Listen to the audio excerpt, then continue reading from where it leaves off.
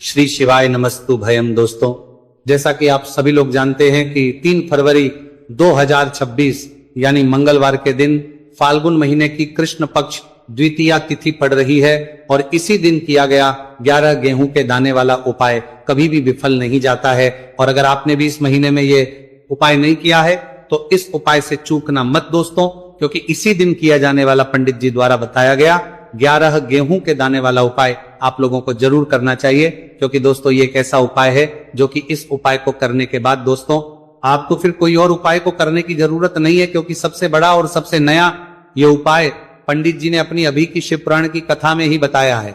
मैं जिस उपाय को आज हम आपको बहुत अच्छे से समझाने वाले हैं, इस वीडियो को देखने के बाद, इस उपाय को समझने के बाद आपको कोई और वीडियो को देखने की जरूरत नहीं पड़ेगी। तो चलिए दोस्तों उपाय को शुरू करते हैं। देखिए ये दिन इतना खास होता है, इतना महत्वपूर्ण होता है। देखा गया है कभी कभी बड़े बड़े पूजा पाठ अनुष्ठान से जो मनोकामना पूर्ण नहीं होते। 3 फरवरी 2026 फाल्गुन मंगलवार द्वितीया तिथि के दिन एक छोटे से उपाय करने से ही आपकी मनोकामना पूर्ण हो जाती है। और बहुत सारे लोगों ने इस उपाय को किया भी है और उनको इस उपाय करने का फल भी जरूर मिला है। अगर आप लोग भी इस उपाय को फाल्गुन मंगलवार द्वितीया तिथि के दिन करना चाहते हैं तो आप इस उपाय को पहले अच्छे से समझ लेना, सुन लेना, उसके बाद करना। आपको इस उपाय का फल जरूर मिलेगा।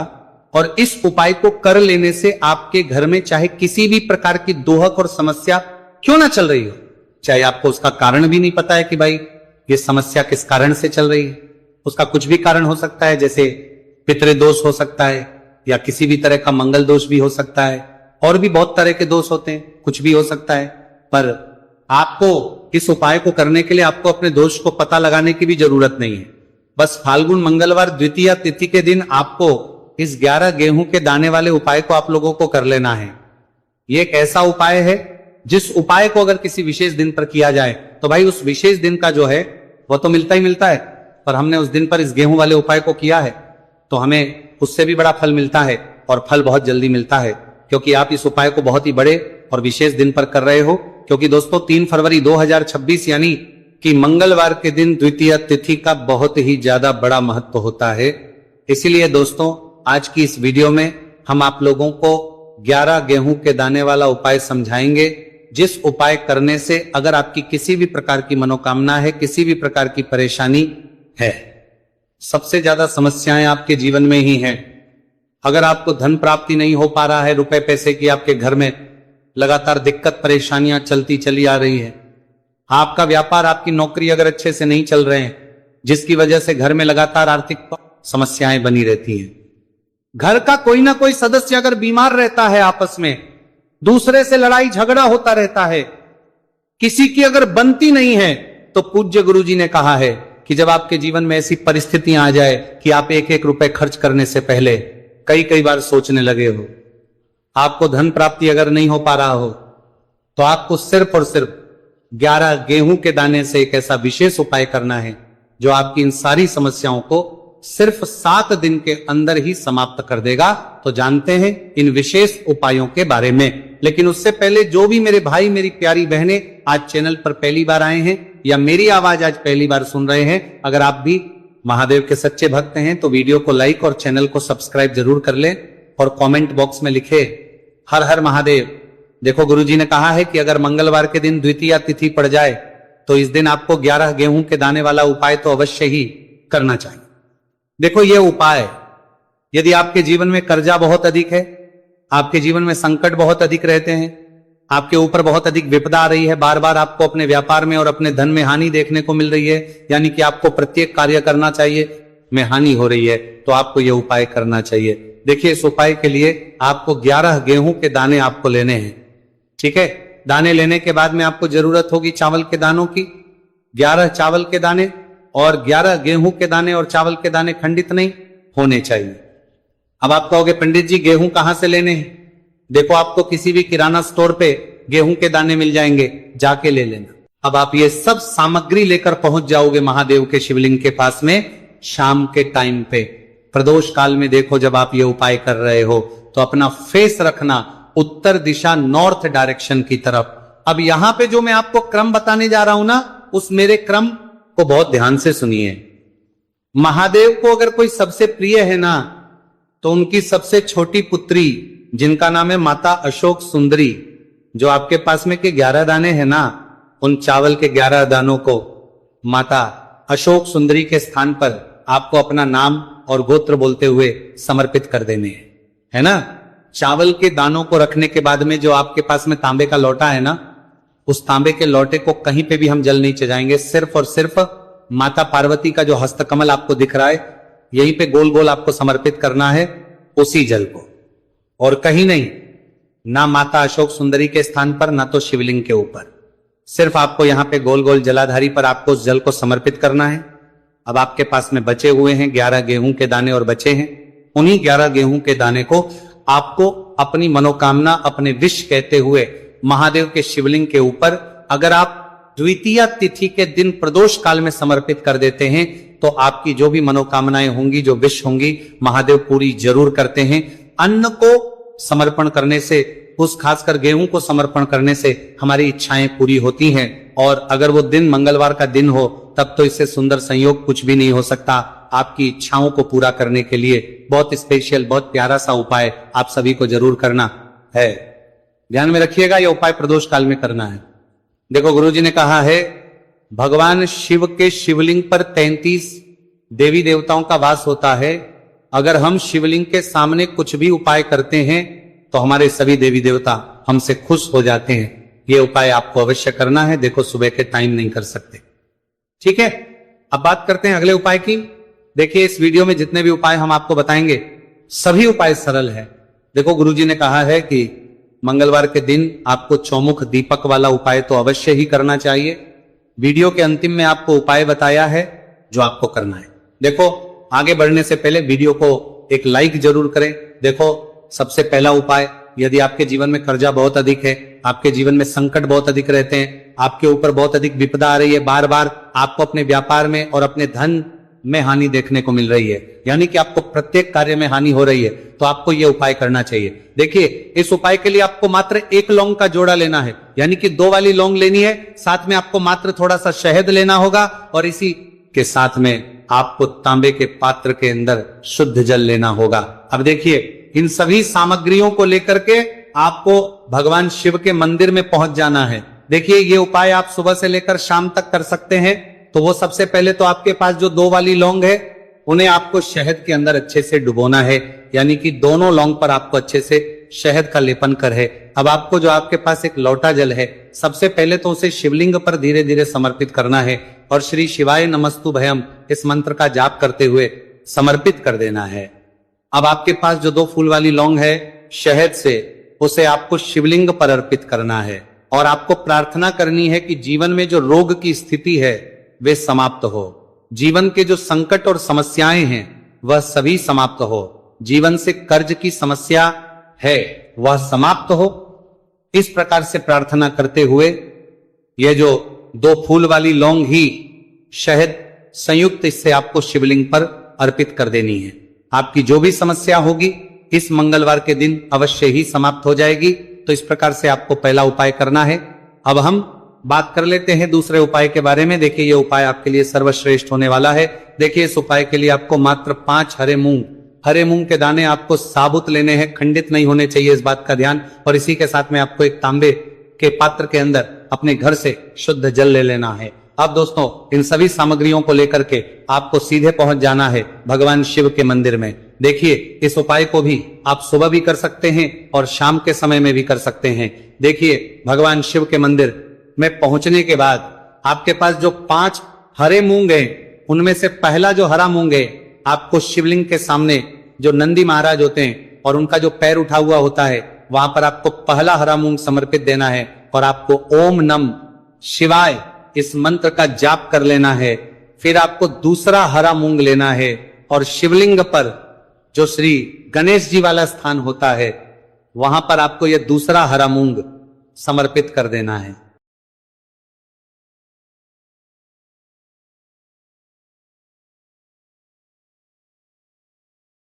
यानी कि शिवलिंग के सीधे तरफ आपको यह दूसरा हरा मूंग समर्पित करना है, और फिर आपको ओम नमः शिवाय या फिर ओम श्री गणेशाय नमः इस मंत्र का जाप कर लेना है। तीसरा हरा मूंग का दान आपको भगवान शिव सबसे प्रिय पुत्री माता अशोक सुंदरी वाले स्थान पर समर्पित करना होगा।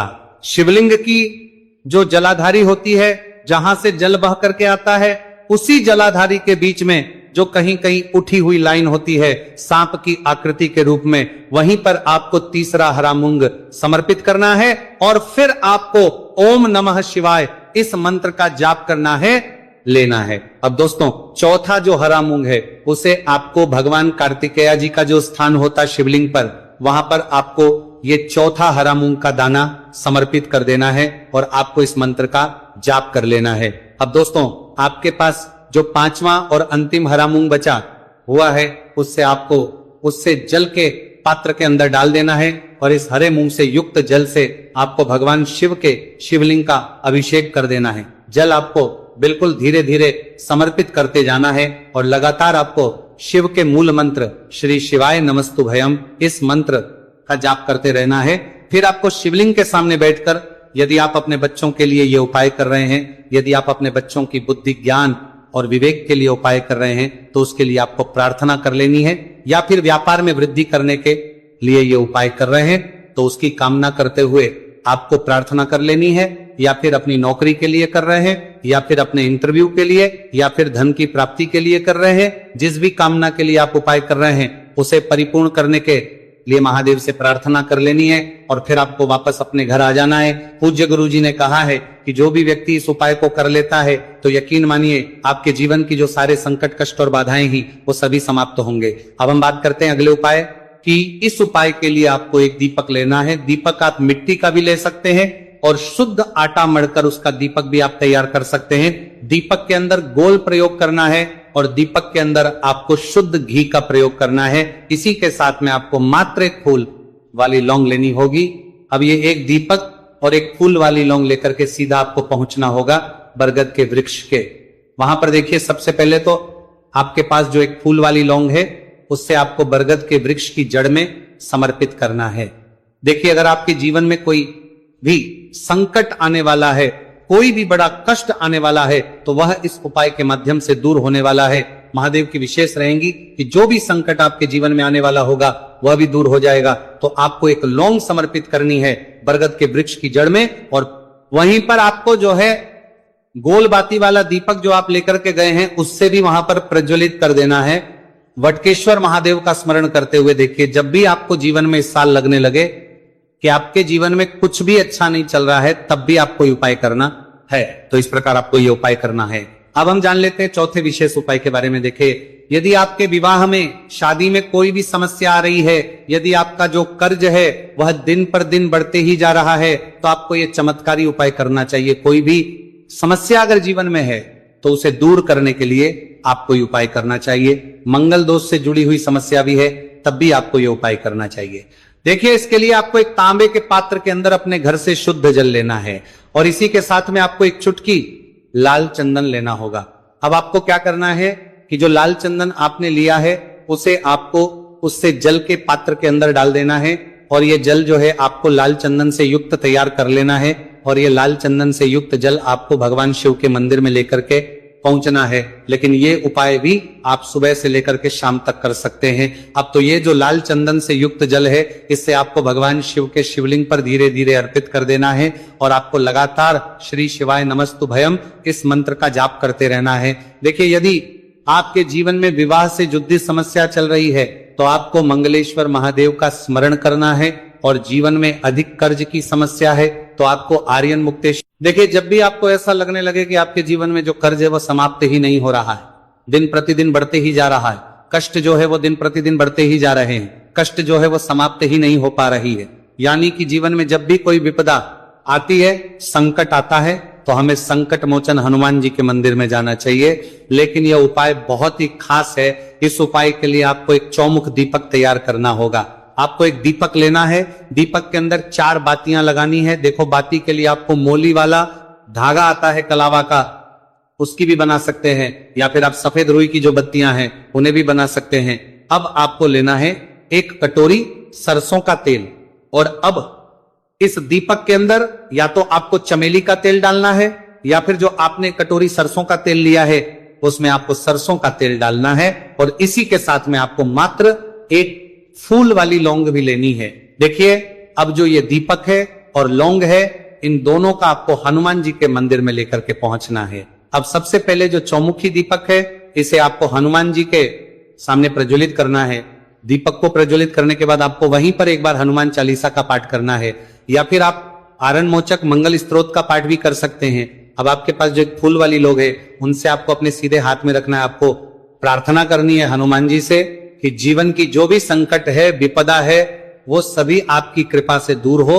और ये जो एक लौंग, इससे भी आपको उससे चौमुखी दीपक के अंदर डाल देनी है और अपनी मनोकामना बोल देना है। गुरुजी कहते हैं कि कुछ दिनों में ही आपकी सब मनोकामना पूरी हो जाएगी। तो इस प्रकार से ये सुंदर सा और सरल सा उपाय करना है। देखो, आज की वीडियो में हमने आपको जितने भी उपाय बताए हैं, सभी उपाय बहुत ही सरल है जो आपको करने हैं। देखना, आपके जीवन के सारे संकट और कष्ट दूर होंगे। और गुरुजी ने कहा है कि मंगलवार के दिन आपको चौमुख दीपक वाले उपाय को आपको अवश्य ही करना चाहिए। इससे आपके जीवन से चारों तरफ से आने वाले संकट दूर हो जाएंगे। तो दोस्तों, आज के इस वीडियो में हमने आपको 5 महा उपाय बताए हैं। जो भी आपको आसान लगे वो आप कर सकते हैं।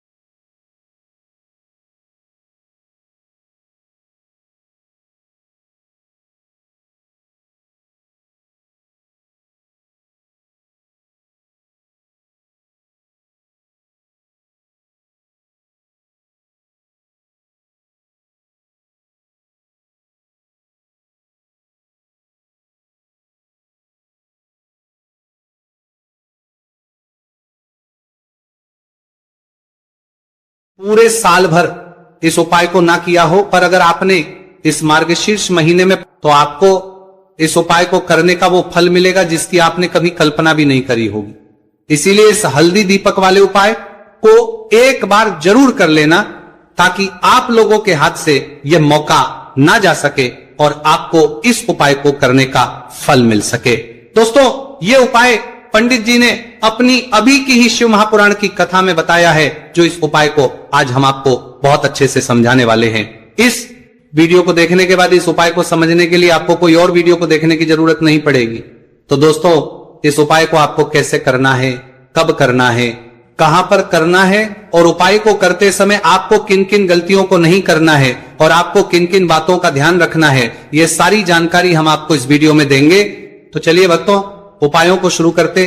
अगर आप भी चाहते हैं कि महादेव जी का आशीर्वाद आप पर सदैव बना रहे, तो वीडियो को लाइक करें, चैनल को सब्सक्राइब करें और कमेंट बॉक्स में हर हर महादेव जरूर लिखें। तो दोस्तों, यह थे पूज्य गुरुजी द्वारा बताए गए कुछ बहुत ही खास उपाय।